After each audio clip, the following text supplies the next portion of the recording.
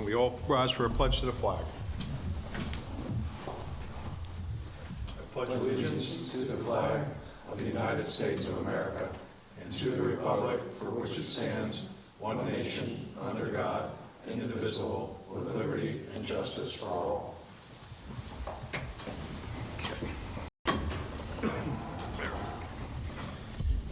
All right, could I have the secretary perform a roll call attendance, please? Here. Here. Here. Here. Here. Here. Okay.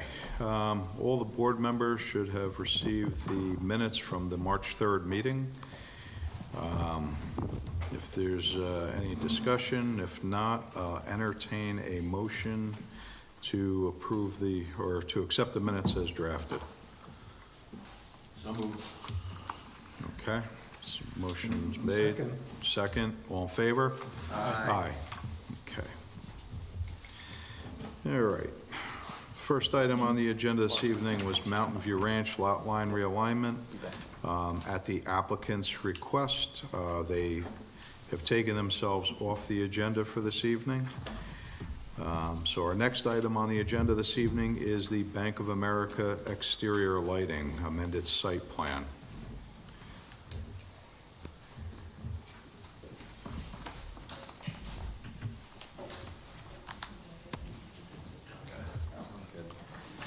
Don't want to put you on the spot.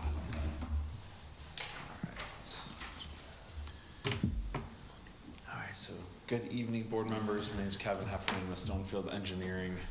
We are the civil engineers and the project consultants for Bank of America. We've kind of already gone over the proposed lighting improvements, and I understand that our initial proposal did not fully comply with the town's code, and we recognize the concerns that have led to those review comments. Our intention is really never to bypass local requirements. This project is part of probably around 200 bank sites throughout New Jersey, New York, Pennsylvania, and the such that are trying to balance the state statutes with the local requirements. Those state statutes were well highlighted within the review letter. Like the planning staff said, minimum 5-foot candles in the immediate area, right in front of ATMs or internal vestibules, and then ranging to minimum of 2-foot candles at certain radiuses and certain heights being measured 30 feet, 50 feet, 60 feet away. So just a few things to highlight, keeping that in mind. We did point, or I guess the review letter did point to a few concerning areas. The big one is lighting intensity. That, I guess, is comprised of a few different areas on the site. Apologies if you can't hear me, just stop me. I'm gonna try to do this all at once.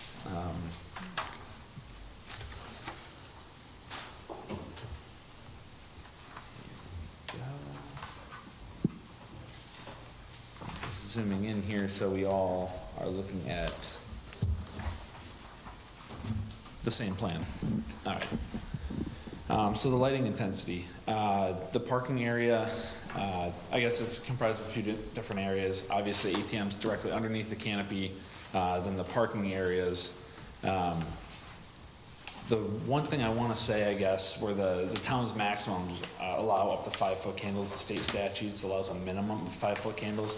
I do recognize we have gone above that 5 minimum. The reason being is that it has come on numerous occasions where we have designed, try to go to the very lower end, say we went 5.5 or so. Maybe the light got installed slightly tilted, maybe something happened, but you go out in the field and you end up at like 4.5-foot candles. So we have to reapply, come up with a new plan, rip the fixtures out, and there's a headache. So we do purposefully try and design a little bit above those minimums, which will automatically, I guess, require a waiver from the planning board, something that we're hoping to kind of coordinate and work with you and your team, the planning staff, to do. And then that kind of goes for the lighting intensity, the parking areas as well. Recognizing that there is a maximum of 5-foot candles on site. We have I guess, tried to retrofit these poles as best as possible. You can kind of see them near the canopy and then around the east, I guess, this is an inverted site plan, I apologize, the west side of the site, which is your page right. We have, I guess, our design proposes a little bit over those 2-foot candles, for the reason being is the outskirts of those security radius, namely the 50-foot and 60-foot that are furthest away.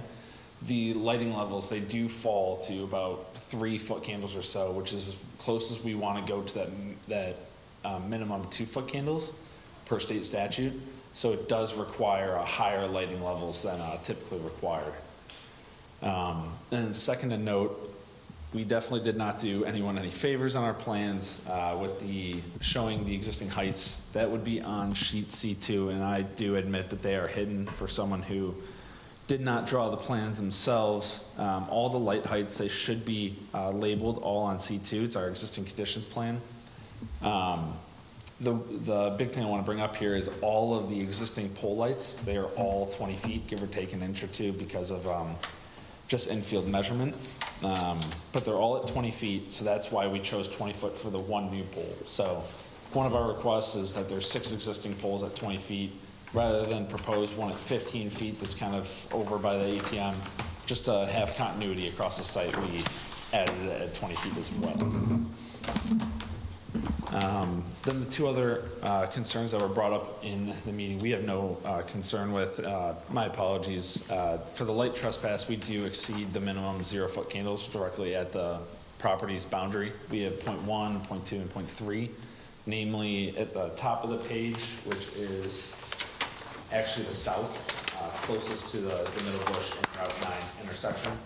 Kind of this area, if you can see my cursor hovering around the property line. And then the lighting color, we have no issues, and we'll lower that down to the 3,000 Kelvin color temperature, a little bit warmer yellow light rather than your bright white.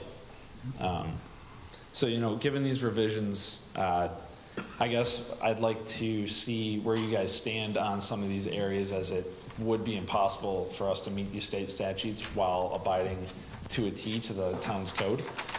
So I just want to, I guess, knowing that there's probably revisions required to meet in a compromise here. Just want to know where you guys stand with the lighting height and the light intensities. If there's a little bit of wiggle room, we'd appreciate it. We don't want to, brighten this up like a stadium. I know I've heard that before, and looking at this, I wouldn't say you're wrong. I didn't know about the past history, though. That definitely does not bode well for my client.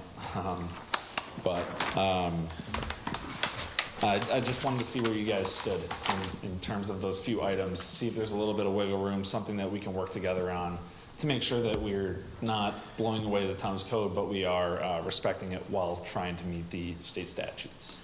Yeah, I know in the past we've had, as a board, I know we've had a lot of discussion regarding lighting, with the higher intensities and I know with like gas stations, we have an issue, where you had gas stations that have come into play where they've had lighting levels that exceeded 30 under the canopy. Yeah, and it produced a lot of light. It's, and it's not as much that it's shining directly at the neighbors, but, the neighbor across the street looks at is looking across the street, and it's just the glow. There's just so much intense light there that it's, technically, it's kind of lighting up their living room to some degree. Right. So, I don't know how this, really, because I believe this has some higher numbers, correct?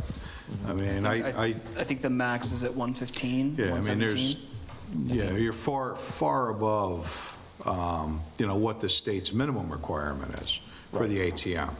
So, and to really, to have that number so high, right at the ATM, and then with the requirement being whatever is 5 feet away, being at a different number, that level is still above the state's minimum requirement. So, bringing down the light levels, at least in my opinion, I think is important to the board. And I'll let everybody else speak if, too, on that, if you agree with me or not. It's just that property is elevated. So anybody coming down the road from Middle Bush there, it's directly, it could affect your vision as you're coming down that hill, coming up that So going above the lighting requirements on that specific property could just make it even worse, more intense. Right. You know, I would add that intense lighting, it's sort of a catch-22 as you increase the lighting of a site in the name of security, that incredibly high levels of light intensity create glare issues, they cast stronger shadows, and they create their own security issues. And so the balance, I think, is very important if safety is paramount. But And just for my learning, because I don't dive into the lighting thing too often. So the state minimum is 5-foot candles? Correct, directly in the immediate And our area. town code is a maximum of 5? So the state minimum requirement in like the 5-foot radius around the ATM, which is labeled a high security area, is 5-foot candles. Our maximum for hot spots throughout like a parking area is 5-foot candles. The logic being that nothing needs to be brighter lit than an ATM if it's out in a grocery store parking lot. So That being said, for good review purposes, for the sake of good planning, the planning board has the ability to waive these requirements. So our guidelines, the guidelines in our lighting code is that hot spots should not exceed 5-foot candles, and average lighting levels throughout the site should strive for an average of 1-foot candle. But it does call out specifically and acknowledges the need to light high-security areas. So what area, can you just show me what area is the concern where you think that you're going to be below that 5-foot minimum? I think the minimum that he is worried about not meeting is that the state requires a 2-foot candle minimum reading at 60 feet out, 50 feet out, and 30 feet out. Essentially saying the ATM itself needs to be 5-foot candles, but that the general area needs to also be lit. Sure. But the minimum is 2-foot candles, which is well within the limits of our code. And that's where the ATM is. Right, this would be the 50-foot compliance radius, and just one thing I do want to clarify, I do understand it says there is 100-foot candles, but that is on the 60-foot radius plan, which also requires you to measure it at 5 feet up, pointing directly at the light. So that is directly underneath the light, putting the reader up to the light and facing it directly at it. Where typically these photometric points, they are basically at ground level or 2 feet or below, just measured facing up, so it just takes light around the site. So there definitely is, I mean, it looks like we are lighting this thing up like a stadium on that plan, but I just want to make sure that everyone understands that 100-foot candle isn't truly a 100-foot candle. But what you see here, it is still higher. So your point is still noted. Where it said about 100-foot candles was right in front of the canopy in this area. So we still do have about 25-ish foot candles in that area. So still noted, but do want to just make a point that 100 really sounds like we are blowing this up. Also, you talked about the concern, I mean, the reason that there are hotspots on the site is that you have requirements 50 and 60 feet out. I think the solution to that may be that you need fewer dimmer lights, not the same number, particularly given the history of the site being overlit. Right. And replacing the lights in kind. I think that this would be a good opportunity for the board to bring the site that has had issues in the past into compliance with the code. That being said, given your arguments, it will probably be very difficult to create a lighting plan for this that at no point exceeds 5-foot candles. So I think that some level of a waiver from the planning board will need to be made given the state requirements. But I think that a more even and a less intense lighting plan will be required. And I think that the board may want to consider, as they develop their plans, what kind of hotspot maximums you would consider. Right now, the maximum is 5. Right. Given the design considerations of the applicant, what hotspot would you consider? Acknowledging that they will probably need to add additional lights to spread the light out and have lower, lower lighting intensity than they have. I mean, we went back and forth quite a bit with CarMax.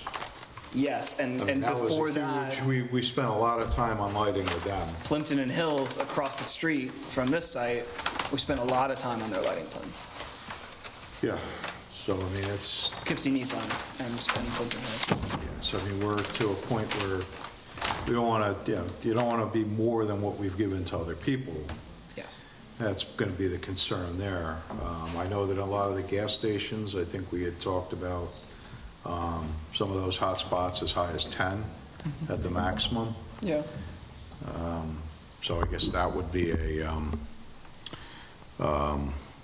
I don't know if that's, a good starting part. I don't know if it's. I think that do would we be a need good place to start. I would say like a maximum of 10 around the ATMs, where the state minimum is 5.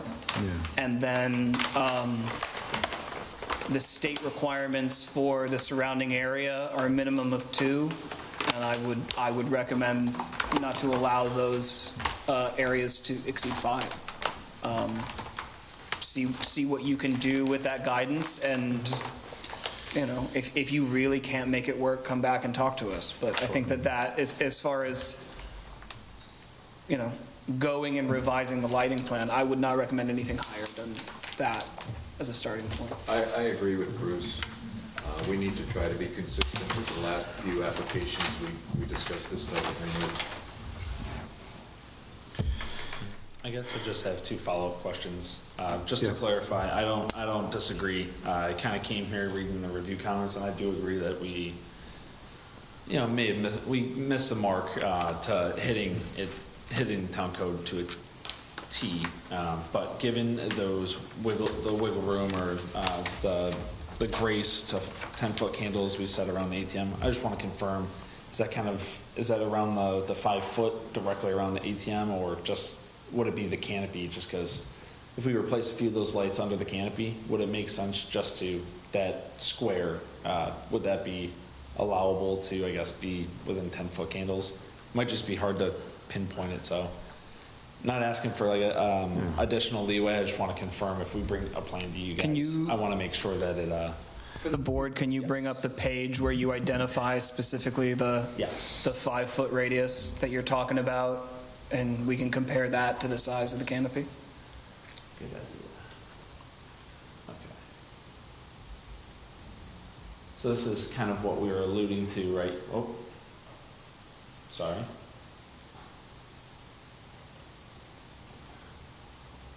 There it is. All right. So you're talking about through the drive-through area. Yes, yep. Yeah. So there's an AHD, which is your after-hour depository. Typically, not by code, it's not covered with an ATM, but after-hour depository, same exact function, people dropping off from the window. We have the 5 foot compliance area around that in the top left corner, and then the 2 drive-up ATMs. So I guess my point would be, there are 2 lights directly above the ATMs, but would it make sense just to have the canopy itself at 10-foot candles?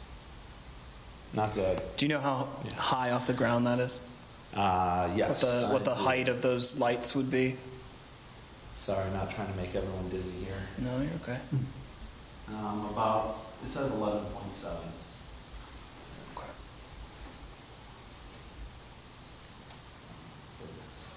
Or, I'm sorry, it says 9.3. Okay. Yep. So I have a comment. Bruce, you brought up a lot of other places that are on the same plane pretty much as Route 9 or the roads that pass it. With this one being so much higher, I think what happens a lot when they measure at the glare over the property line, remember when you're sitting that far below, the light is literally, into someone's car. I don't know how you shield it from the south and then even the cars below on Route 9. But it's unfortunate, especially with this particular site, to have sat in the car and it's like this. So I think you need to look at what it's gonna look like along Middle Bush and Route 9. And that lends itself to, I mean, not to, well, we will come back to the question of the canopy. But the board should consider the height of the poles and whether or not you would like the applicant to bring the poles into compliance, right? They've got 19 poles, they're adding one. Six But poles. there's, oh, sorry, six poles? Yep. It's like 19 or 20 total lights, Yes, though. yes. That's what I'm thinking of. Yep. Okay. So there's 6 existing poles. They're all at 20 feet. The wall-mounted lights, are those also at 20 feet? Those are slightly lower, about 11 feet, 11 and a half feet or so. You can kind of see them. Okay. This area, this area, this area, and so on, so. So the board should consider whether or not they would request the applicant to bring the existing poles, which are having their lights replaced, into compliance, or if the new lights, if you would like, keep the same pole, but hang the light at 15 feet as opposed to 20. Yeah. Because, So with the existing height, does that make it any easier to try to provide, a more even light plan across there? Or, by lowering it, we're going to end up with, that is the argument. you're adding more intensity to get it more evenly across the parking lot? What came up with CarMax is that an increased height allows for more uniformity, spreading the light across the site, Right. using fewer poles. But as you increase the height, you create glare issues. Yeah. And I think that the topography of the site in relation to its surrounding area, this site is particularly prone to, more prone to glare issues than any other site that we have looked at. Because it's higher. So you have to weigh that, right? Because yes, keeping them at 20 feet does allow fewer lights to have a more evenly distributed and fewer hot spots on the site. It makes designing this much easier, but it does create issues with glare. Those issues with glare can be addressed with the types of fixtures that are being chosen, how they're shielded, and what the color temperature is will obviously affect how that is received by people adjacent to the site or on the site. So that is something to consider as well. The fixture, and I think that the fixture is being used. Can you scroll to the diagrams? So we're basically, it sounds like we're bring the place into compliance with our code, except for under the ATM, you can go to 10. That sounds easy. And possibly 5 within parking areas. Is that still? I think that the state requirement is 2, our code limits at 5. So if you can keep the parking areas, keep the averages in those areas and the hotspots in those areas below 5, you will be in compliance with the code. And the last question is, the height. Well, the height, but the state requirement is only 5 feet around the ATM, and the applicant's requesting, to allow to go up to 10-foot candles underneath the canopy. The canopy is much larger than just the 5-foot radius around the ATMs, is all I would add to that, but. The canopy there is the whole front of the building, ain't it? Yeah. So I would recommend 10-foot max. The ATM is right by the entrance, right? It's, if you were on Middle Bush, looking north, it is on the left side of the building. So not off the front, but, yeah. Sort of like into the hill. It's on the outside or it's in the lobby? Is it a drive-up? It is drive up. Yep, it's kind of pointing towards that retaining wall. You wouldn't see it from Route 9, you would only see it coming. From Middle Bush. You see it on Middle Bush.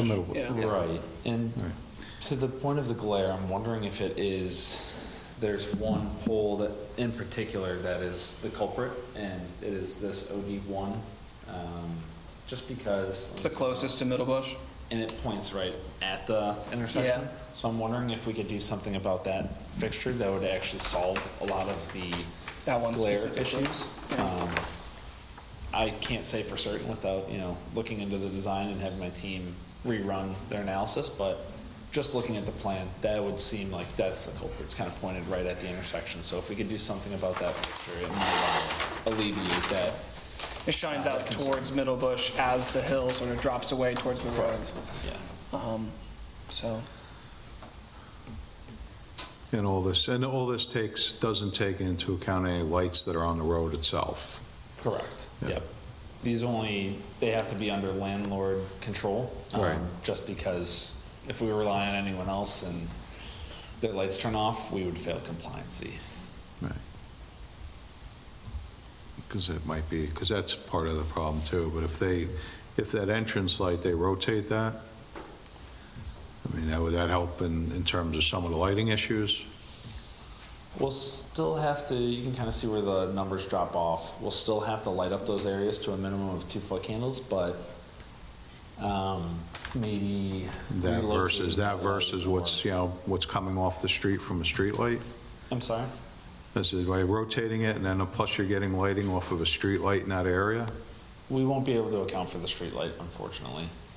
But by I'm just throwing the options out there to you, Yeah. because I know I don't want you to go away tonight and then come back, with a revised plan, and we're not. I'm thinking of some of the other options for you I agree with you. I that think you it might would be a want to better take into account to help, the betterment of the neighborhood, let's say. Right, yeah. Okay. I don't disagree with you. I think there's either a better orientation or possibly a better location on site, maybe something with a back shield that points away from the road. But we'll definitely look at a few different scenarios. the impression that I'm getting from the board, and correct me if I'm wrong, as far as guidance for revising this, I would, in areas where the state requires a minimum of 5, pursue your redesign with the assumption that a waiver can be granted up to 10, but only in those areas, not for the full awning. Okay, yeah. Just, the only reason I was asking for that is because underneath the canopy, I don't know if I can count them, but all the little squares, there's about 9 of them. They're Little all lights. the same light fixtures and they're flush mounted to the canopy. So I'm thinking we might have to have different ones. The ones above the ATMs would have to be a little bit brighter. The other ones around the canopy, around the extents would be lower. Might be a little strange driving through. That would be my only concern. Not that, we're trying to push the boundary at all. It's just functionality of it might be a little wonky, for lack of a better term. And how does the board feel about the pole heights?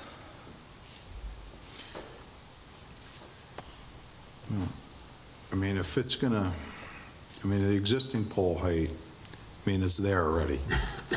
They're not proposing to take them down. I don't know what everybody else feels like on the board, if allowing them to stay at that height.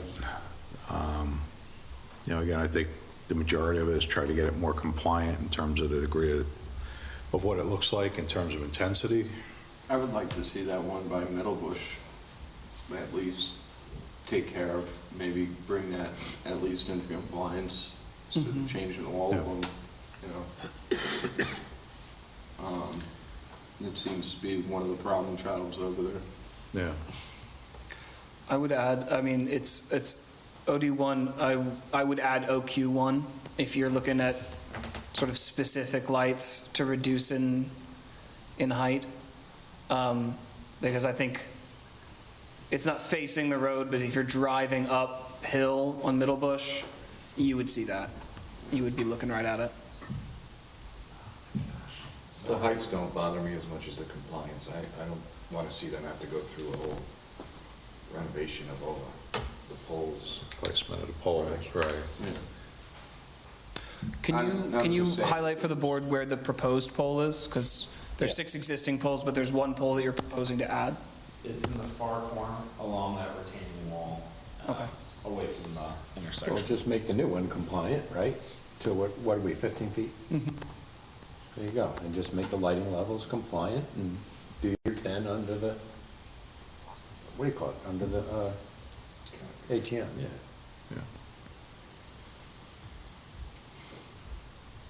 I think it's doable.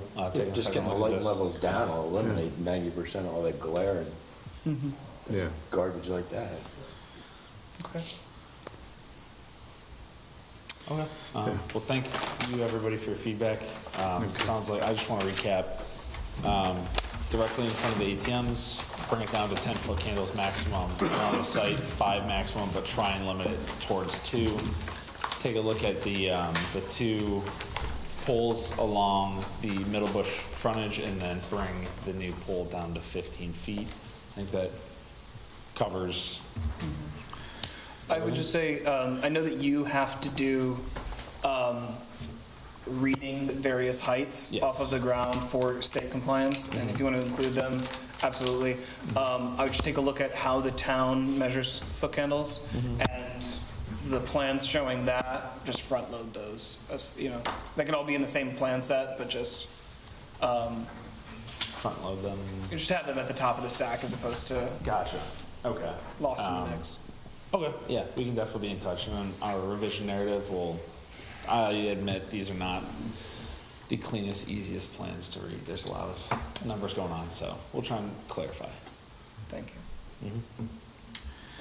Okay. All right. Thank you. Thanks. I know Okay, lighting is thank not you. the most fun topic all the time, but. So, all right, thanks all. Okay, thank you. All right. Okay, so next item on the agenda is the letter that was drafted, or memo that was drafted by the planner regarding the subdivision site plan and special use permit for Acadia. Guess I have some discussion regarding the feedback of what's been drafted, and I guess we can discuss some other options if they need to be added to the letter. So with that, I know everybody's received a copy this evening, so if we, whoever wants to jump in with the first item, I have some Feel free. comments on it. go ahead. And let me start by saying, Malcolm, I thought it was a really well-written letter.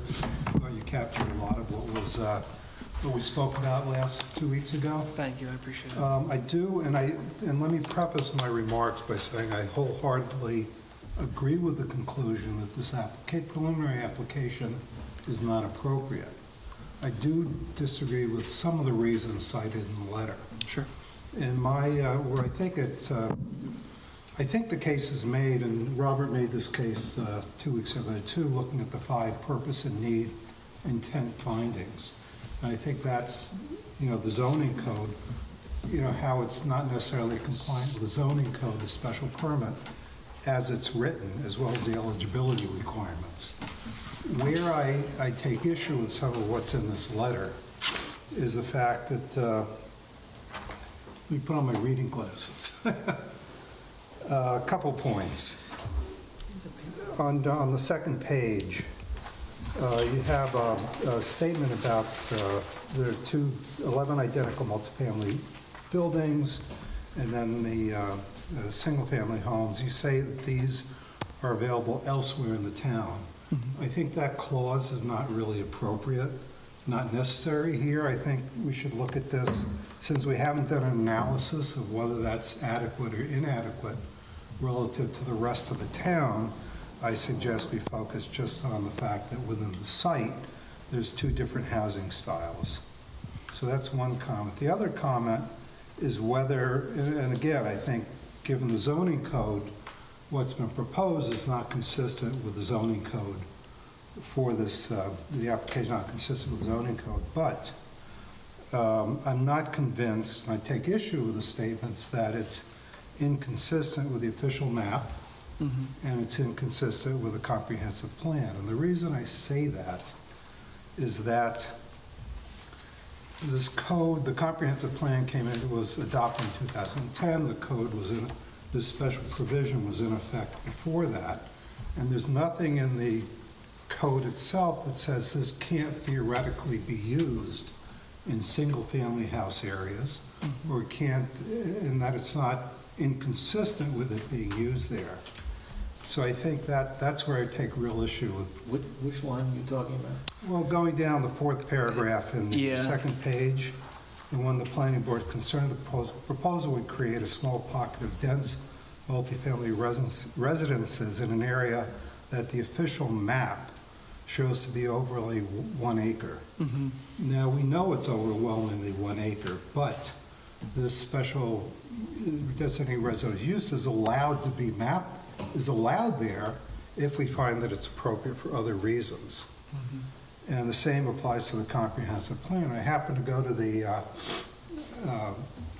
last week to the town board, the presentation by the consultant on the comprehensive plan. I wish he would come here and present to us so we could ask some questions. But one of his statements was that there are mechanisms in the zoning, both this particular provision as well as other cluster provisions, that allow this to be used in single-family zones throughout the town.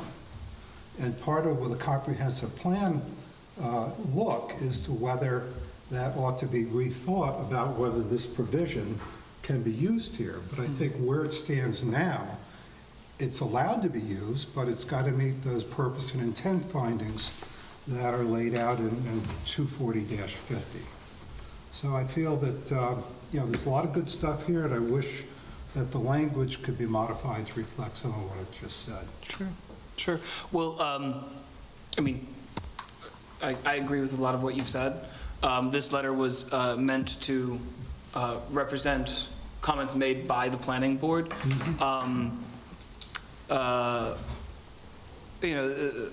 Sentiments about its inconsistency with the comprehensive plan were raised by Paul. But if he has been convinced, or if the board has been convinced that that paragraph ought to be removed, I'd be happy to do so. I just want to represent a consensus of the board. Just so a clarification question, so what Richard is saying is basically that the use of this section to allow, densely populated, small pockets of densely multifamily residents is part of the comprehensive plan? Is that what he's saying? I think what he's saying is the paragraph essentially represents that the existing zoning use around that area is dominantly single family, and that. But does our comprehensive plan, is that what it's? It doesn't have any language that specifically prohibits that. There is a lot of language about where multifamily should be. But I think most of the language about multifamily in the comprehensive plan is about the need for it where appropriate. So that's as opposed, it doesn't really specify where in the town that is. That's what I was hanging my hat on, is where appropriate. Where appropriate. And that's Like, this code is designed for more of a community center. Obviously, you're not going to fit a community center in that property. I feel it's more like a Lawrence Farms parcel, something like that, where you can mix uses and have some retail, have whatever, the list is a mile long, what you can put under this code. Yeah. And that's why I didn't feel this parcel was appropriate. But I appreciate that, but I think that, the purpose and intent, those 5 findings, focusing on that and the eligibility are clear. I think we have a solid basis for that. I think when it comes to what I was the point I was making is that a different kind of application on this site could have made a different, more compelling case for this, which it doesn't do. And doesn't meet the eligibility requirements. So I would rather hang my hat on the purpose and intent and the eligibility requirements. Those are clear, black and white, factual things that I think we can make a strong case by saying they're not appropriate. I think what the town board is doing now, and the consultant for the comprehensive plan, is looking at these kinds of issues. But I think today, theoretically, this can be, and the consultant made this case a week ago in public. And Joey, the supervisor, also acknowledged that as well. Yeah. I agree, I mean, agree with what you're saying, Paul, but I also like the idea of keeping the argument as tight as it can be. And to that point, I think that Richard might be right. The tighter it can be, perhaps the better the letter will read. But Yeah. if you follow that out, I think you can still make it tight by mentioning what Paul is saying. There's a whole bunch of uses, I forget which subdivision it is, that includes all sorts of commercial uses and other uses, which this plan doesn't show at all. And I think, could you put something in about that? Well, I think I do, I mentioned that in the paragraphs above that sort of followed the argument that you laid out regarding the 3 out of the 5 Yeah. sections under the purpose and But need. those are specific subdivisions, A, 3, 4, and 5. What Paul is talking about is another subdivision, which has those list of uses that are permitted, including some commercial uses, which don't show up in this plan. So that's a distinct subdivision from the A4, A3, A4, and A5. So To reiterate that point, right, that this is, paragraph that the section of this Rich code was is, talking about, and yeah, put in another sentence right there, sure, referencing the one that Paul is talking about. yeah, absolutely. Yeah, sort of reinforcing the idea that this, It's not a community. yeah, that this does not create a community center, this is not a diverse, integrated collection of uses and housing types and densities. Correct. This is two sort of, two housing types that are partitioned by, on 2 different cul-de-sacs. I agree, and I can definitely put in another paragraph, or rewrite that paragraph, the one that Richard was just talking We were about. supposed to look at this based on the town code, comprehensive plan, town map. Comp plan has this R40, town map shows it as all R40. Yeah.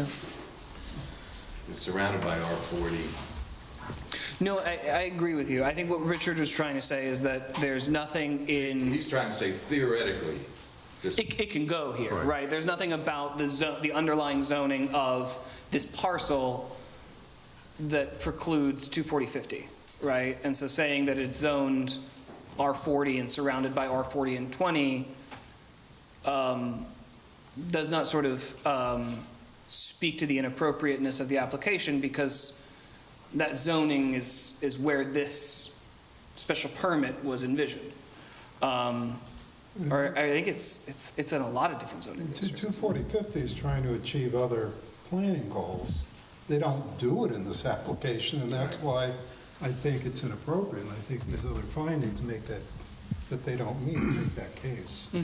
But that anywhere that 240-50 were to go, whether it's on this parcel or elsewhere, if they were achieving those planning goals, they would likely be surrounded by R40 zoning districts. I think it was the argument that you were making. But it would be okay, well, so what you're saying, though, is that in that situation, it would be okay to the comprehensive plan? Wouldn't that And to the zoning map, right? Wouldn't that contradict to what the comprehensive plan is saying, when it said only in specific areas? I don't believe that in the discussion of multifamily in the comprehensive plan, did they say where it is appropriate. Some comprehensive plans will call out specific sites or specific corridors and areas. I think that, You said it brief earlier, you overview. said something about specific, what was that comment you said earlier? We were talking about, Well, I was just going to say, last week at the town board, when the consultant presented this, he said that this provision, he also talked about cluster development, theoretically or by code, could be allowed in these kinds of areas, and actually showed a map of all the areas with the single-family zone areas where these kinds of regulations theoretically could apply. that's what it says in the current comprehensive plan? No, it's what it says in the code. And they were in the analysis by the consultant on the comprehensive plan. They identified that as an issue to be addressed as part of the comprehensive plan. That in the comprehensive plan analysis. revision, they are rethinking those sections of the comp plan and the zoning code. But as it stands today, all of these sort of clustered subdivision, there's a couple of different versions of it in the code, but all of them are drafted to occur in R40 zoning districts and others. Gotcha, I understand.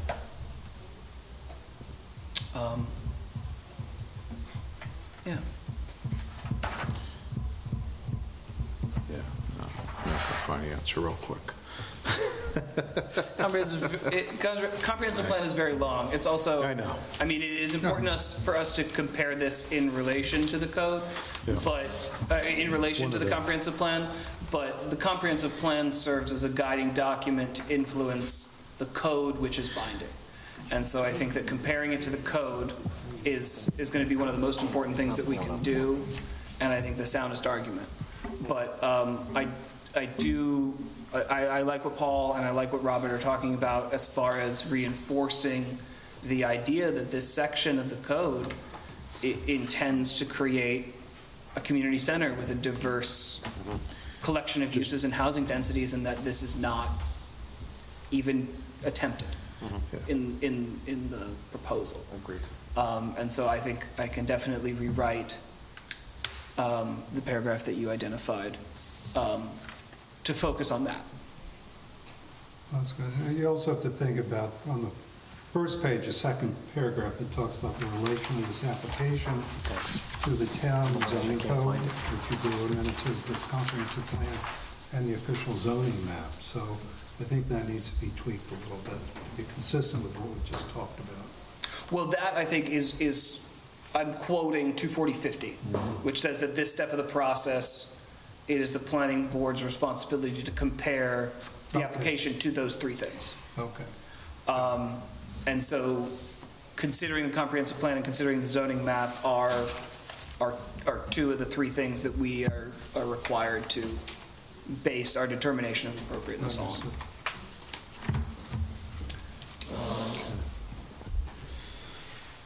All right. Anybody have anything else? I've got a few things. Okay.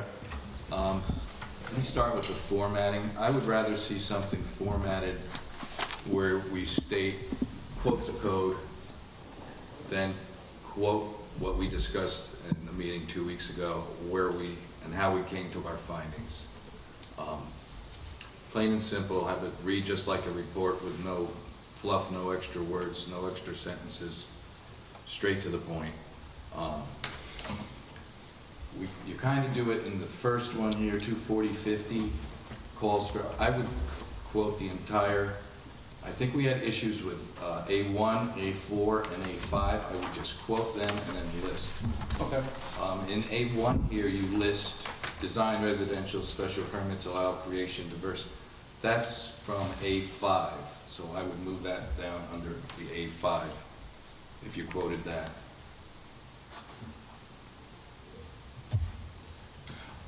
I'm not quoting the code there.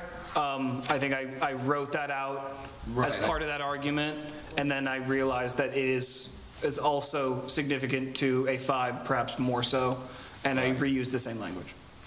I would just not, how do I want to put this? I would just stick straight to the facts. Okay. Honestly. A couple of words I don't like in these type of reports are, one is opinion.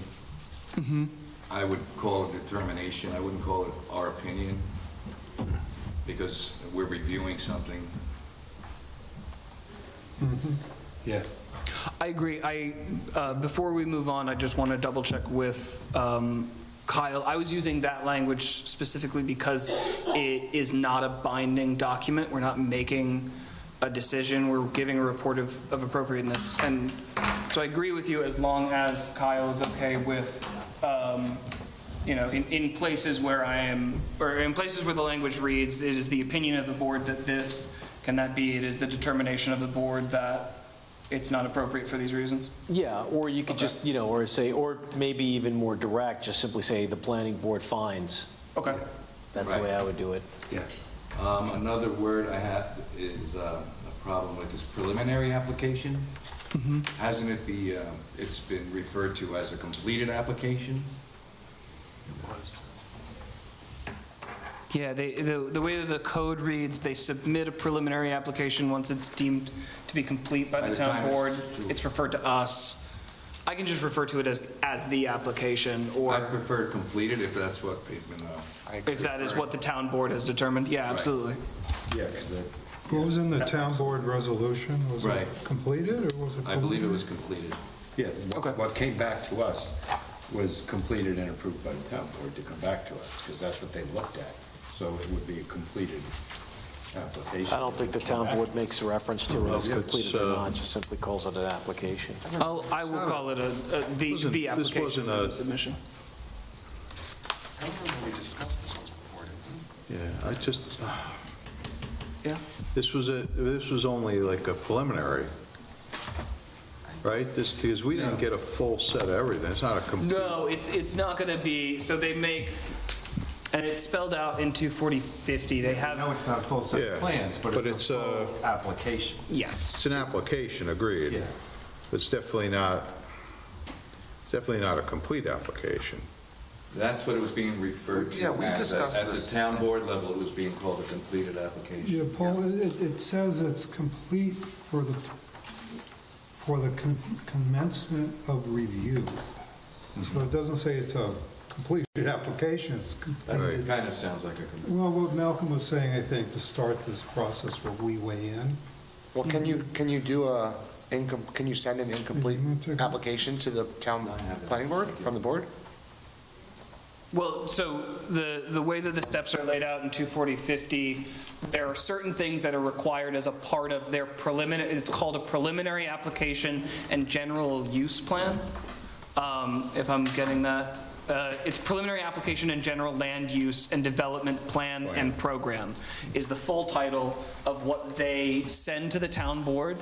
Once the town board determines that everything that is required in 24050 under that title is included, they send it to us.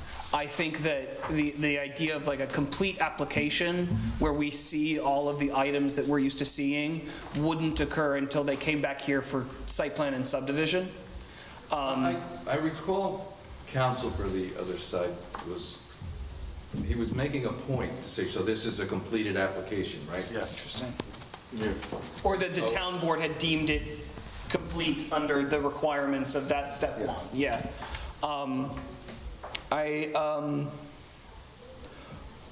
I'm pretty sure during that conversation is when somebody had deemed it a complete, that is a complete application. It was a question. Yeah. It was up for debate. Yeah, This is before the town board, you mean? Yeah, I would just call it an application and not make a reference to the Completeness. status of it. Okay. The more you put something in there, the more you open it up to debate. Exactly. Okay, so it is just the application that has been sent to us per, Yeah. and then I will quote the resolution by the town board that referred it to us, right? Everything that was included in that and sent to us, that will be defined as the application or submission, and all references will be to that. Robert handed me a resolution referring application Town Planning Board, Cedar Hills LLC. Town's Director of Planning has determined that the application is complete for the commencement of review. Yeah, so that's different. So that nomenclature is going to be different than what would be considered a complete application. And that's probably why you don't want to get into that debate. Yeah, and not just when something comes in, we just make sure all the elements are there for complete. They have the EAF, they have the application, and there's like a checklist. Yeah, all their submittals. Yeah, They list out what they everything in need to 24050 begin that they need. When was that? for Yeah. complete. That we talked about this. It doesn't mean it's done well, it doesn't mean it's finished, it just means they have all the elements needed. January, Did you have because you weren't here. more items, Paul? No, that's it. Okay, so, We had them twice. okay, I can make those changes, absolutely. I think that will, it will also make it easier to read and more clear, I think, focusing on that. I just tried to make sure all the arguments that. You don't accidentally say something that can be misconstrued. Yes, yes, keeping it just to the facts and the findings of the board, absolutely. Was there anything else? I would just add one thing that's in line with what I think Paul was saying. That second to last paragraph, the planning board is concerned that. I think, again, the planning board finds that the proposal does not. Right, those type of words. are- Opinions, concern, okay. Yeah. Okay.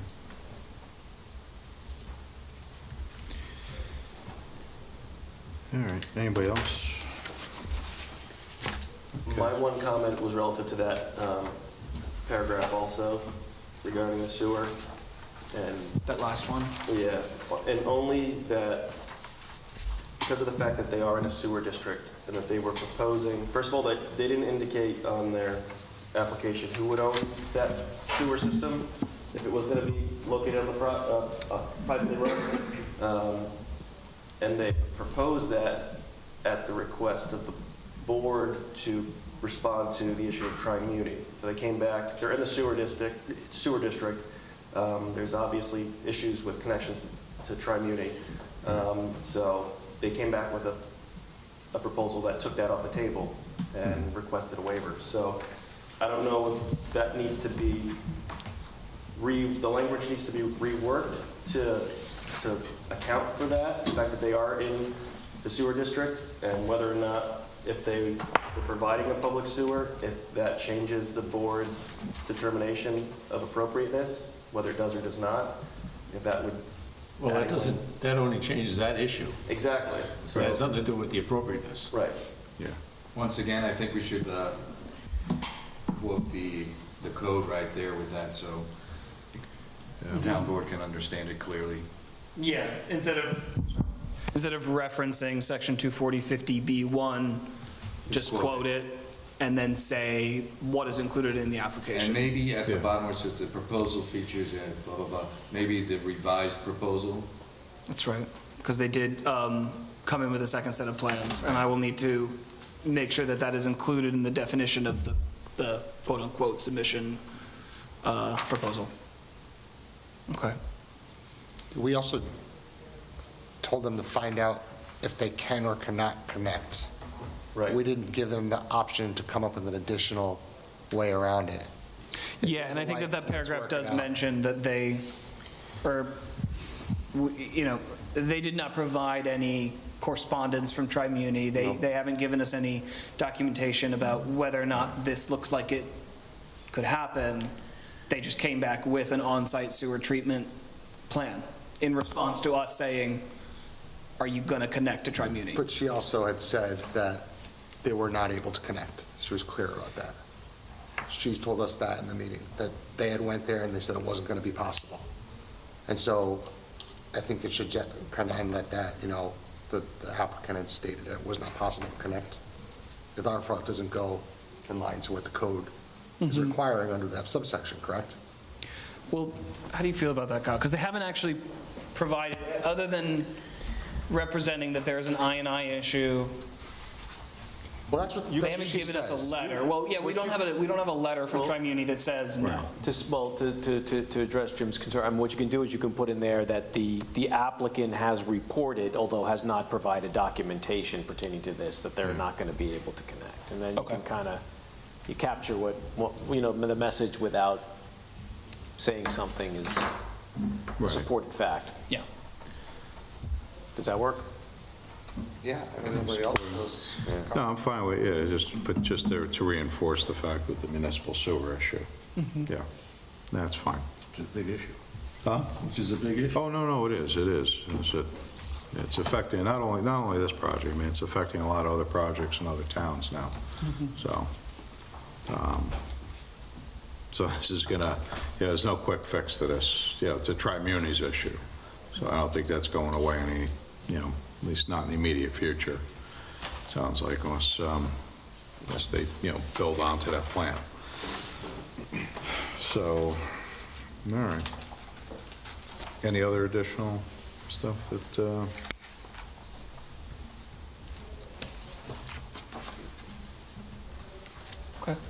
So I'll have, for the next meeting, I'll have another draft of this. And if the board finds it appropriate at that time, what we'll do is, we'll take the text out of the letter and put it on planning board letterhead. And B can send that over to the town And then board. send it over to the town board for their, for them. Okay. All right, so if everybody's good with that, then Malcolm will get back to us on that one. All right, so with that, we have a couple other items just to address here tonight.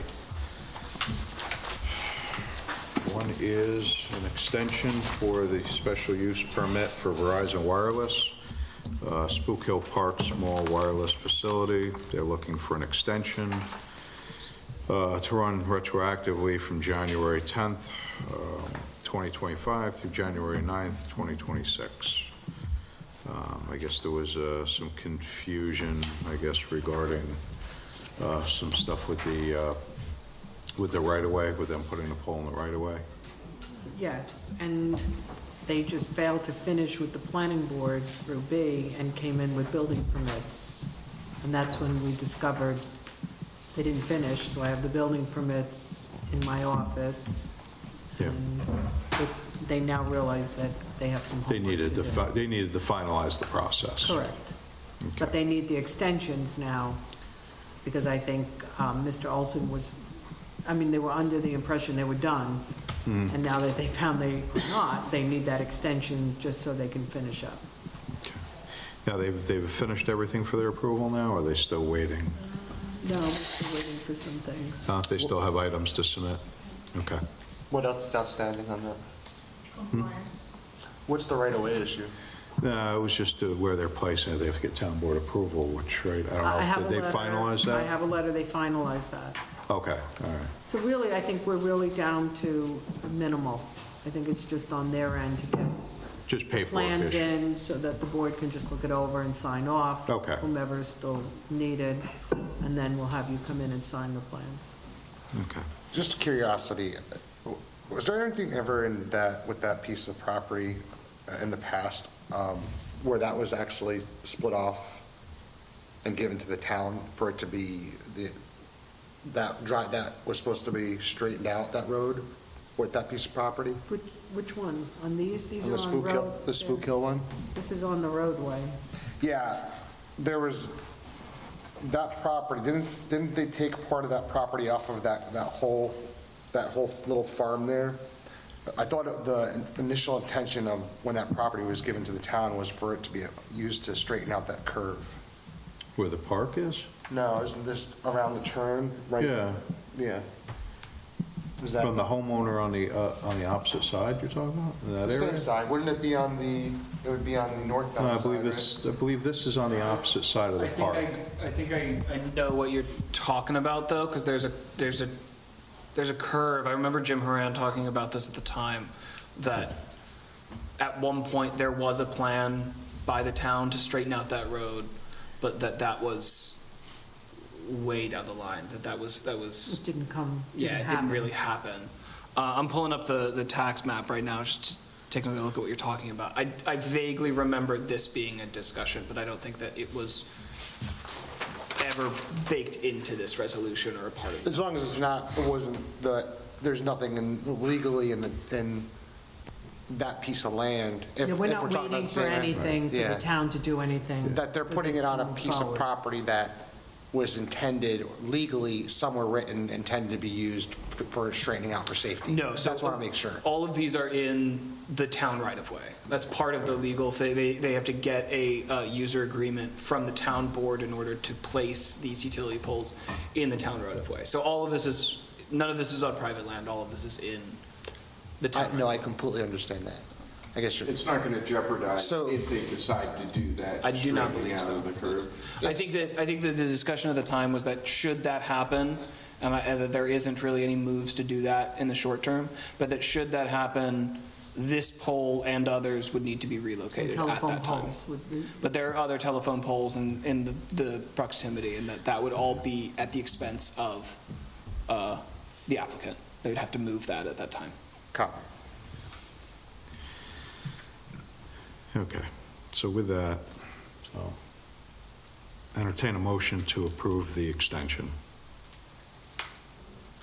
Motion to approve. I'll second that. Okay. All right, motion made, seconded, all in favor? Aye. Aye. All right, the other one is site plan and special use permit for Verizon Wireless Kent Road, small wireless facility. Obviously, this is based upon the same issues, but their extension is retroactive from October 15th, 2025 through September 14th, 2025. So if there's no discussion on this application, or on this extension, entertain a motion to approve the extension. It should be 24, right? 24. Yeah, there's a October typo October there. 15, 24. Says Oh, yeah. 25. All right, I just October read is it just the way, 24. yeah, it should be 24, correct. Okay. All right, so as corrected, entertain a motion to approve the extension. I'll make that motion. Okay, do we have a second? Second. All right, all in favor? Aye. Okay. We are at the end of the agenda. Is there any other business that we need to discuss this evening? Okay, so seeing none, I guess entertain a motion to adjourn. So moved. Second that. Okay, motion's made, seconded, all in favor? Aye.